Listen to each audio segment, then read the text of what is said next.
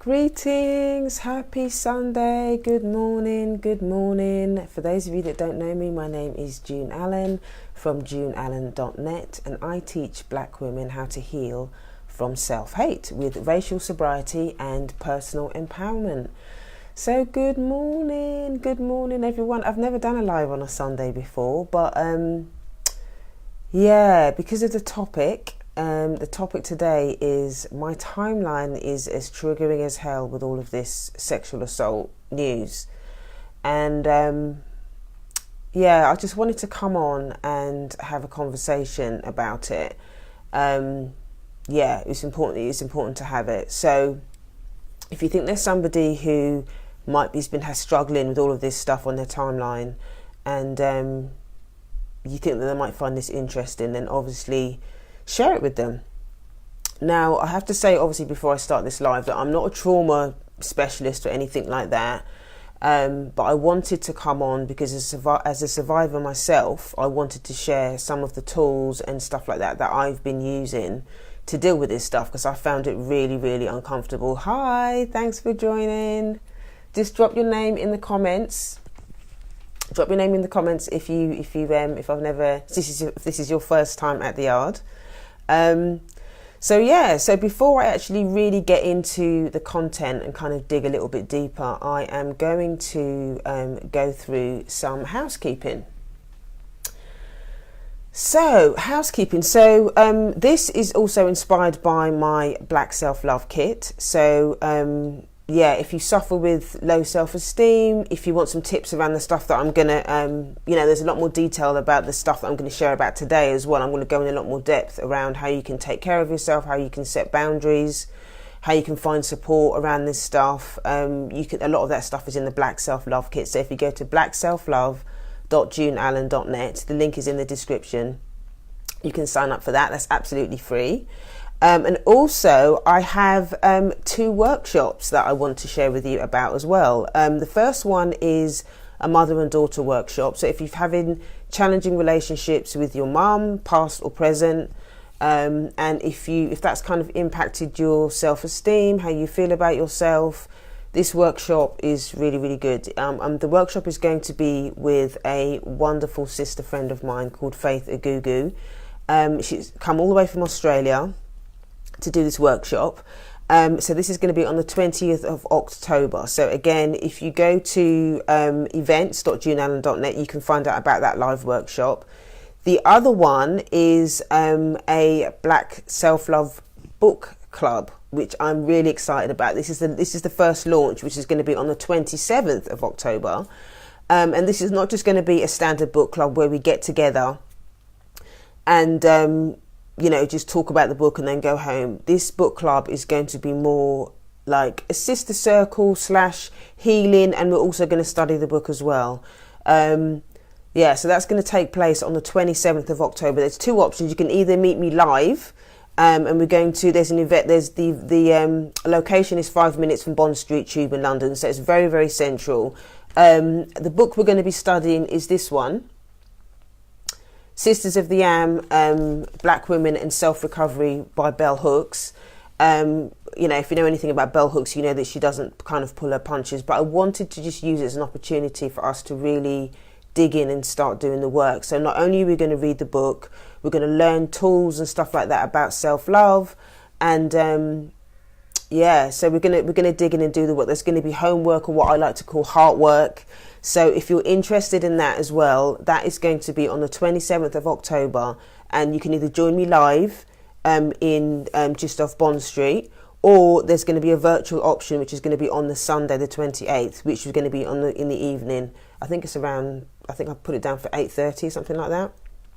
So either way, we're going to be covering the same sort of stuff we do in the live, but obviously it's going to be giving people the opportunity to join us there. So you'll have the opportunity to be around other sisters. We'll talk a lot about stuff. We'll learn together and heal. So that is your housekeeping.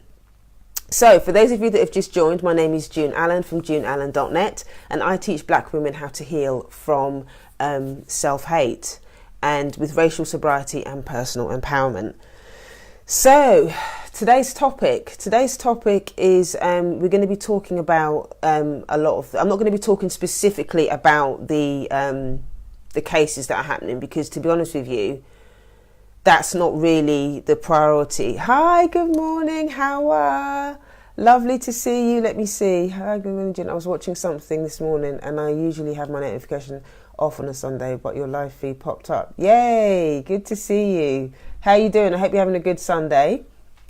It's always nice to connect with people live and stuff like that. If you've got any questions or anything, obviously just, put them in the comments, and, if I'm going too fast or whatever, then, just get me to slow down or whatever. So yeah, this is quite a difficult topic to talk about, but, like I was saying before, because I'm a survivor of, sexual assault, both, as a child. I was violated as a child, and I've also been in adult relationships where there's been sexual abuse and rape and stuff like that.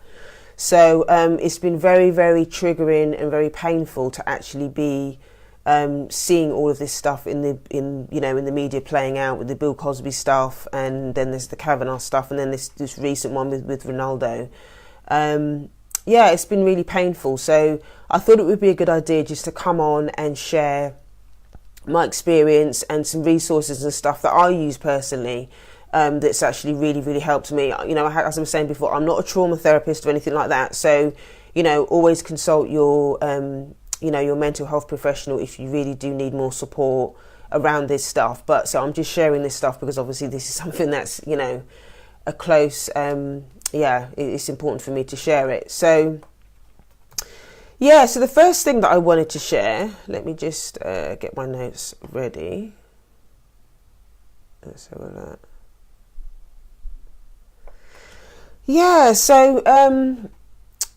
The first thing that I wanted to share that I thought was really, really important is that this stuff is layered. And I say that because for us as black women, this conversation around all this stuff that's going on in the news it's not just about the stuff that's going on internally.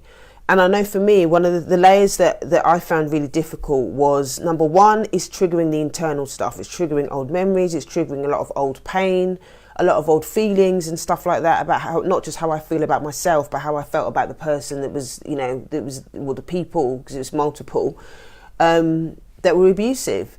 It's not just about that. So there's the relationship that it impacts the relationship that I have with myself.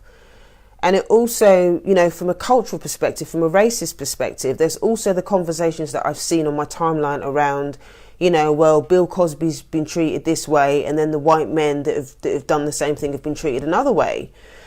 So in a sense, that has been quite difficult, because what I see is that people that are having those conversations around the race aspect, it's almost like they're minimizing the victims' stories.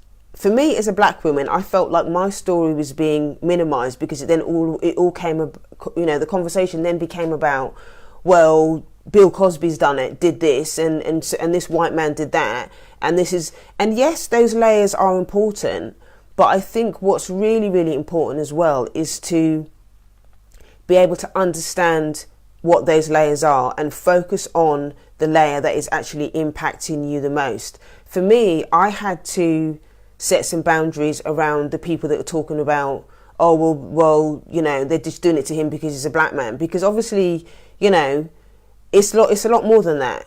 That is part of the conversation. Obviously, living under the system of racism, the legal system is going to have, it's going to act itself out as it always does when it comes to things around the law and stuff like that. When it comes to black people and white people, that is going to happen. That is going to happen.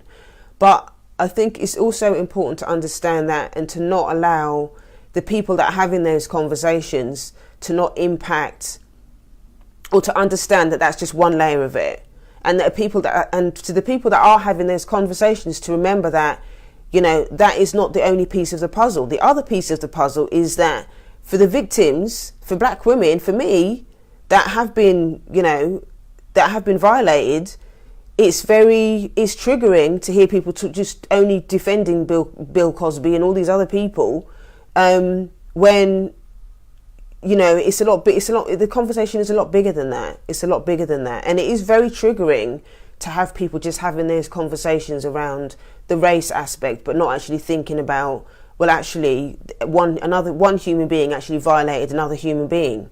You know, there's that conversation that's important as well. So I thought it was important to say that on the offset, because, you know, I know that there are people that are going to have different angles, and some people are sticking to the story around racism, and that's all they think, that's all they believe.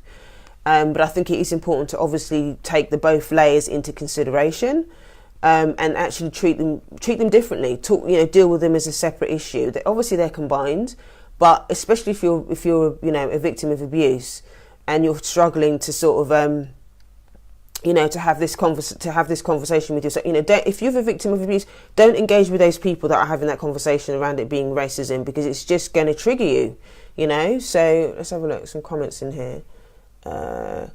I so agree. The conversation has shifted from the abuse to the inequality, and highlights how we see abuse within. Yeah, and I think people using that as an avoidance tactic. You know, real talk.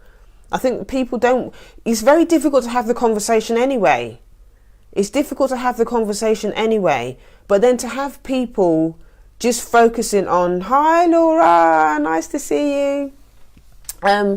It's difficult to have, it's so difficult to have that conversation anyway in our community.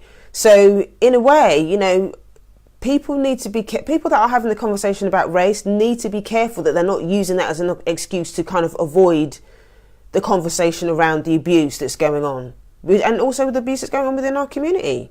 I speak to so many, to be honest with you, I know more women that have been violated than women that haven't been violated.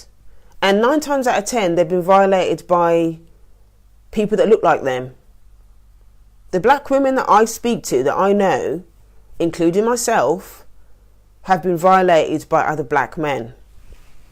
Have been violated by other black men, or black women actually. I know black women who've been violated by other black women, been sexually violated by other black women, and so it is important. It's difficult for us enough to have those conversations. So it is really important if you have been a victim of this stuff, to just be mindful that it's going to be triggering as hell to start having these conversations with people that are committed to that conversation around race. That's a separate conversation. So let them just do whatever they're doing. That's their opinion.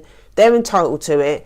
But your responsibility and your safety and your wellness has to come first. So it's important that you set those boundaries around, you know, talking to those people, or having those sorts of conversations on social media or in the news or wherever it is, so that you need to protect yourself, because those triggers, it's no joke, you know, it's no joke. So it is important, you know, to really take care of yourself around that. So for me, just talking about some of the physical stuff that happened to me, and what was really difficult around this stuff was, you know, my sleep was disrupted, you know, with all the triggers. Even if I'm not consciously thinking about what actually happened to me, what was difficult is that obviously my body remembers. And I was having flashbacks. So, you know, my sleep was disrupted. I was having kind of a visceral response in my body. You know, I had periods of time when I was shaking and stuff like that, because I could actually feel the fear and feel the trauma actually playing itself out in my body. And so I really had to, it was very difficult this week as well, because I was visiting quite a lot of, secondary schools as well, to sort of because my daughter's going into secondary school next year. So I had a really busy week. So I didn't really, even though I knew I was triggered by it, I didn't really give myself enough time, you know, in the evenings to kind of really get present to what's going on, so I could take care of myself, so that I could do what I needed to do to feel better. You know, so I think what happened over the course of the few days, and seeing more and more stuff of this stuff in social media, it just kind of built up, and I could feel myself getting angry and more anxious, and just finding it really difficult to kind of, you know, go outside and kind of get on with my life. So Yeah, so for anybody else that's kind of experiencing this stuff, and you're maybe not sure kind of why you feel like that, that's probably what it is. You know, you're having a trauma response, even if you're not physically talking about it or you're not consciously thinking about it. If you've been a victim and this stuff is coming up, your subconscious is going to start triggering stuff in your subconscious. So just be mindful of that stuff. And it's important to be gentle. You know, when it comes to the self-parenting around this stuff, it's important to be really, really gentle with yourself, because this stuff is very powerful and it takes time, and you need a lot of compassion and patience with yourself when you're kind of dealing with this stuff. The other thing as well that happens when, you know, as well as all the anger and all the stuff happening in my body, is that, you know, the default around trauma is that people or the brain will kind of find ways for you to avoid feeling it, because obviously it's uncomfortable. It's uncomfortable. So the brain will kind of shut itself down and find ways to kind of disassociate or disconnect from the body in order to avoid the feelings. But what's important as part of the healing process, or part of the process of releasing and processing that trauma, is it's important to stay with those feelings if you can, and to do it in a safe way. So what I'm going to do is I'm going to share 3 ways that I use to actually deal with a lot of to deal with the pain and to deal with the stuff when it's actually happening.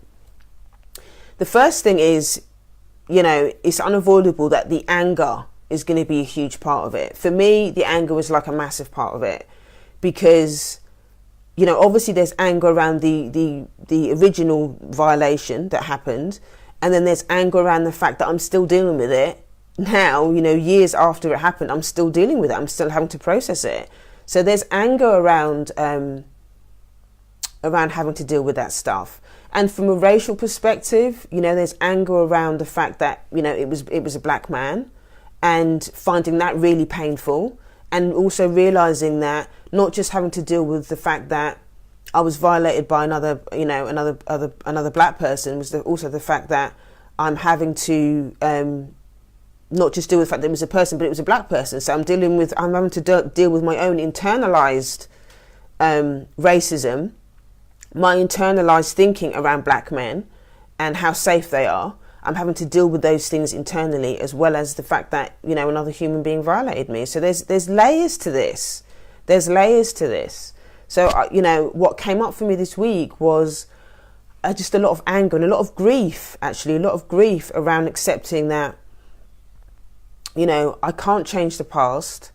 I can't change the past. And that it's important for me to take care of myself in the present, you know. And that's why grounding is important, you know, to be able to, that's the key actually to processing a lot of this stuff, is to find ways to ground yourself. Find ways to ground yourself. And so the 3 ways, let me tell you the 3 ways. So discharging the anger, okay? Anything physical, depending on the circumstances, where you are, what you're doing. The first thing is, you know, one of the ways that I like to kind of discharge a lot of my anger is by beating the bed. You know, obviously if you've got pets or you've got young children, that's not a good idea to do that. But I tend to, if my daughter's at her dad's, you know, I'll take the cat out and stuff of the bedroom, and I just beat the side of the bed. And that just, if you do that for a minute, I time myself, and then afterwards I just give myself permission to kind of calm down, breathe. And I don't, when I'm beating the bed, I don't think about the person. I think about the energy in my body. I think about the energy releasing itself from my body. And don't focus on the other person, because that's, you know, it's nothing. Focus on yourself. Focus on discharging that stuff out of your own body. So, and I find that really, really useful, because the tension, what happens is, you know, as a result of the anxiety and being triggered, you know, my body can quite often tense up, and quite often I feel it in my shoulders as well. So just beating the bed and getting that stuff out is really, really helpful. So that's probably one of the main ones that I use. I also have like a little mini trampoline, which is really good. So just kind of releasing the tension out of my body from just through jumping up and down on the trampoline is another really good one as well. And that's kind of more of an overall body thing. If you're feeling like your body, you're getting a visceral response from, you know, from your body just generally, then doing something like that is really, really good. Or dancing as well. It's another way to kind of get yourself out, get, you know, kind of releasing the tension out of your body. But, you know, anger is such a powerful emotion. It's not a negative emotion, it's a powerful emotion. It's a sign from your body telling you that your boundaries have been violated. So anger is a very, very important and powerful emotion. It's a message from your body, so don't ignore it. Don't ignore it. So so anger is the you know, one of the most important ones. So discharging that stuff out of your body, discharging that stuff out of your psyche. Sometimes I scream, sometimes I cry, sometimes I shout, sometimes I cuss.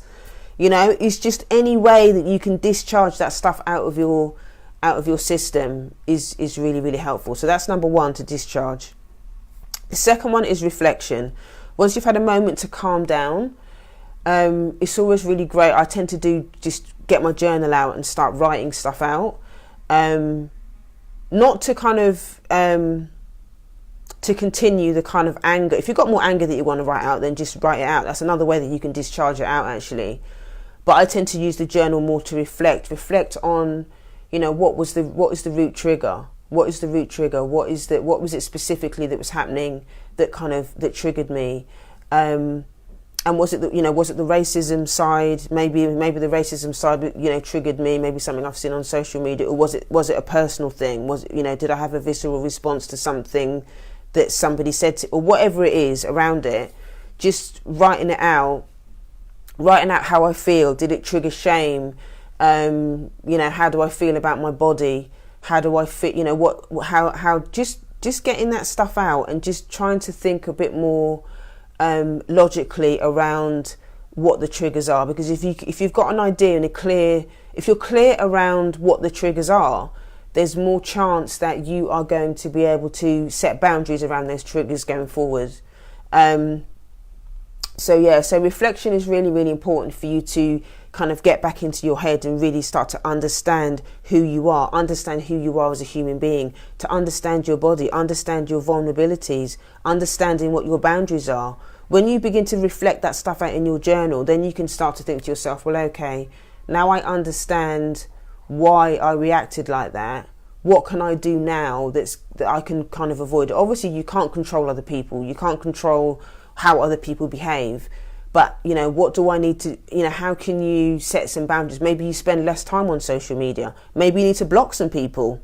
Real talk. Maybe you need to block some people. Maybe people that you thought would be supportive around this stuff, around, you know, abuse and all that kind of stuff. Maybe they're the ones that are kind of, you know, that are pro the people that have committed these acts that, you know, that aren't supportive of you.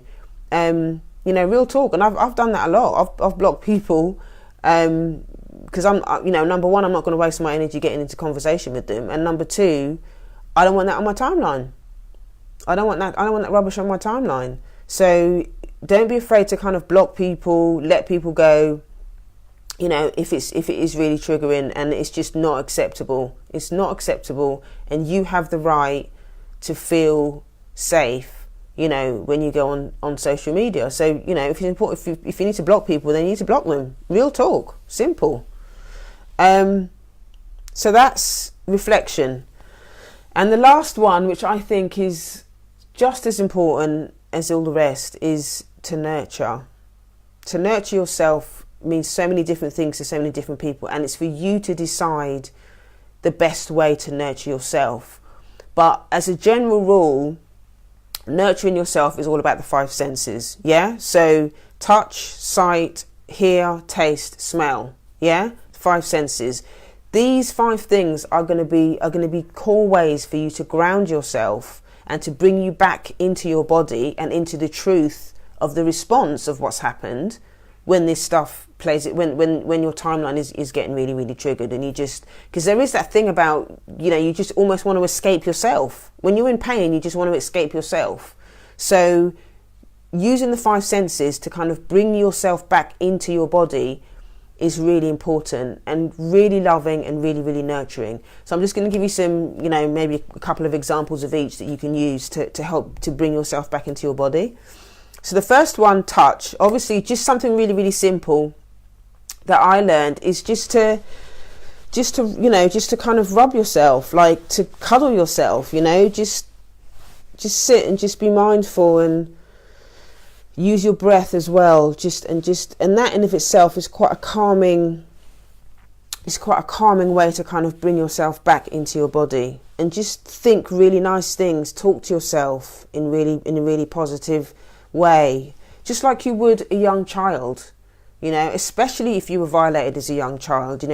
That vulnerable part of yourself needs to hear your voice, that young part of yourself needs to understand that the adult part of you is going to take care of you today. Obviously you weren't able to take care of yourself at the time, but as an adult, as an adult now, there's that internal mother part of you that you need to ignite in order to take care of the young part of you. So just giving yourself permission to kind of, to rub the parts of your body really gently and calmly. That in of itself is going to help to bring you back into yourself. Another way that you can do around touch as well is, which I love, is, if you've got a pet as well, pet is great for that. I've got a cat, she's so cute. And, stroke your pet and, cuddle your pet or whatever, take it out for a walk, have some fun with it. These are all ways to, just to reconnect back into the now. Grounding is all about bringing yourself back into the now, back into your body. And, pet is really, really great for that. The last one that I'll suggest as well is having an Epsom salt bath. If you've got high blood pressure, don't use the Epsom salts. But, again, that's really going to connect to your body. And obviously the warmth as well of the bath can be quite soothing. So that's another one. And baths for me are kind of like the bedrock of a lot of my self-nurturing. So that is really important. Really, really important. So sight, you can go and watch a comedy. Get your Netflix out or whatever, or look on YouTube for funny videos. It's about changing that mindset, Oh, you're welcome, Howard. So you're saying, this is brilliant, I needed this. I was triggered yesterday by something that was shared on social media. I saw it and then engaged in it with regret. Yeah, this is what I'm saying. It's hard not to get triggered by it. It's really, really hard not to get triggered by it, because, and when there's so many different, high profile people that are kind of going through this thing, it's hard. You can't avoid it on your timeline. You can't avoid it, and it's hard not to engage in it. Unless you actually do it consciously, it's hard not to engage. So I'm really grateful. I'm really glad that that you're finding this useful. So sight, go into, watch a comedy, or, use your Netflix or YouTube or whatever, or, I've got, different pages on my timeline as well. There's one called Happy Cats, which I really like, cute cats doing different things. And also make a list, start to make a list of those things that you find useful when you're in this situation, because sometimes when you're in it, when you're in that space where you're really, really triggered, it's hard to come out of it. But if you've got a list of things that that you're going to use when you're triggered, then it's going to be a lot easier for you to be able to do that. It's going to be a lot easier for you to do it if you've got a list of, almost like a nurture list. Yeah, so make a list. The other thing around sight as well is just to go out in nature. Just, going out in nature is like being with God. For me, it's being around trees. Being around trees, there's loads of like really nice parks and stuff where I am, and just being out, obviously I'm seeing it, but also I'm feeling it. So if you pick nurturing things to do that kind of tick a few of the boxes around the senses, that's going to be great. Because if you go out in nature, number one is touch, because you can feel the wind, you can just, you can be out and just be part of nature, which is great. The smell as well, the smell of the leaves and just the smell of wet grass or whatever it is, that can be really quite soothing. And what's the other one? Hearing as well, because you're hearing the birds, it's silent, you can be out in the solitude. So basically just going out in nature covers four of the senses. So that is a really powerful one to do if you're feeling really triggered. Just go out in nature.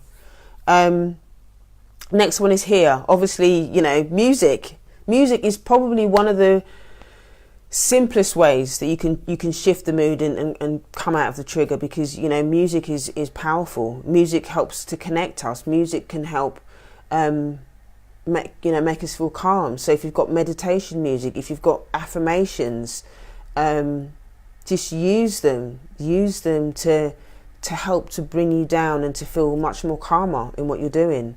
So yeah, so hearing is a brilliant one. And also, if you've got dance music and you're dancing around as well as listening to the music, that again kills two birds with one stone, because you're obviously moving the energy out of your body at the same time, you know, as well as listening to the music. So dancing as well and listening to music is a fantastic one. So taste, one of my faves is, you know, chamomile tea in my favourite cup. You know, buy a favourite cup. Buy a cup for you, just only you allowed to use. You know, get one with a slogan on it, or get a China one, or whatever it is. Get a really nice cup and get some really. I love herbal tea. I love a herbal tea, and also that. Again, this kind of cuts across several of the senses, because obviously you're tasting the chamomile tea, which is good. You're smelling the chamomile tea, which, again, brings you back into yourself. You've got the touch as well, because the cup is warm, and you're nurturing yourself. So again, that covers quite a few different ones. So, so taste is another one. And then obviously smell. Like I was just saying about the chamomile, and, you know, use aromatherapy, use essential oils. I use that all the time. Excuse me. Use it in the bath. Use it in an incense burner. Smell is very, very, is very, very powerful. So yeah, so use those five senses. So those are 5 ways for you to, around the whole nurturing thing, which is really, really important. The last thing that I wanted to share with you, which is so important, if you are a victim of abuse and you've suffered with a lot of these things, this book that I'm going to share with you, okay, can you see that? The guy's name is Pete Walker, and I'm going to put a link. I can't remember if I put a link in the description or not, but I will put a link in the comments as well. This book is absolutely amazing when it comes to dealing with trauma, and there are so many tools and things in here as well. I'm going to be talking a lot more about this book, because we talk about post-traumatic slave syndrome as well. But this book, I find that book, I think it's Dr. Joy DeGruy that talked about that, and her book talks a lot about, what happened and all the rest of it. I'm just trying to think if I can see it. I can't find it now, but anyway, I'll have to put the link in there another time. But I find that book is really good in helping me understand, how PTSD played itself out, with our ancestors and all that kind of stuff. But this book here is about tools. It helps you understand what's going on for you. It helps you understand the triggers. It helps you understand what to do. Honestly, this book, and it's I know it's a thick book, and you don't get put off by the size, because it is so easy to read. It is super easy to read. And there's so many tools in it. So I can't recommend this book highly enough. I'm still sort of, it's taken me a while to read it, because as I'm reading it, I'm practicing stuff in the book, and I'm also, applying it to racial stress, racial stuff, cultural stuff. So I'm just, that for me is really empowering. So I'm going to be doing a lot more. I will be talking about that a lot more going forward. So, if you're struggling with any, PTSD issues, trauma issues, be it racial, cultural stuff, racism, or the sexual assault stuff, personal stuff, domestic violence, anything like that, that book is absolutely fantastic. So, so get that. Has anybody got any questions or anything that you want to ask? So I'll just quickly recap, actually, while you're writing the questions in. So just to recap the 3 things that are important. So with all of this stuff going on, it's important to discharge. Anger is going to be a very, very, powerful emotion that's going to come up around a lot of this stuff. So make sure that you use your tools to kind of discharge the rage out of your body. Reflection is really important. So, you've kind of discharged a lot of the emotion.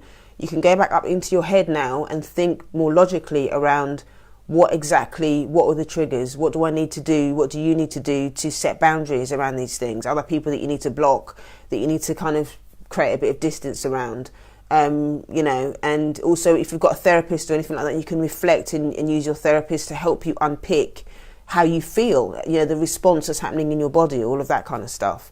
And the last one is to nurture. Use your 5 senses to stay in your body, to stay in the now, and to process the pain. The pain will not go away if you ignore it. It will just transmute into something else, and quite often it will become an addiction, become a compulsive behavior. You might internalize it and hurt yourself or hurt somebody else. So don't run from the triggers. Sorry, I'm not talking about the triggers. Don't run from your response to the triggers. Use the triggers as a way to self-parent, to take care of yourself, because that's what's really important. That's what's really, really important. So now that I've done the recap, has anybody else got any questions? I've got a couple of minutes before I need to jump off. Just know as well that, if you can make it down to the live workshop that I'm going to be doing, or even the virtual one, then, that's going to be a space for you to be able to talk about that stuff. I know we're going to be talking about the book, we're going to be talking about this, but we're also going to be talking about, people will have the opportunity to share stuff that's going on currently as well. It's your space. I'm creating this safe space for you as Black women to come and do the work. We're not just going to read the book and, chat and go home. This is about really doing the work. So not only will we have the opportunity to meet, either virtual or one-to-one, there's also going to be a private Facebook group as well, where we can continue the conversation. And there's stuff that goes on in the Facebook group that is going to be, there's stuff that I don't talk about live. There's going to be private stuff that you'll have the opportunity to talk to. If there's stuff that you need to talk to me but a bit more one-on-one, you'll also have the opportunity to do that. So if you go to events.junallen.net, you'll be able to find out all the details there around the workshops. So don't miss it. Okay, if no one's got any other questions, I'm going to sign off for this morning.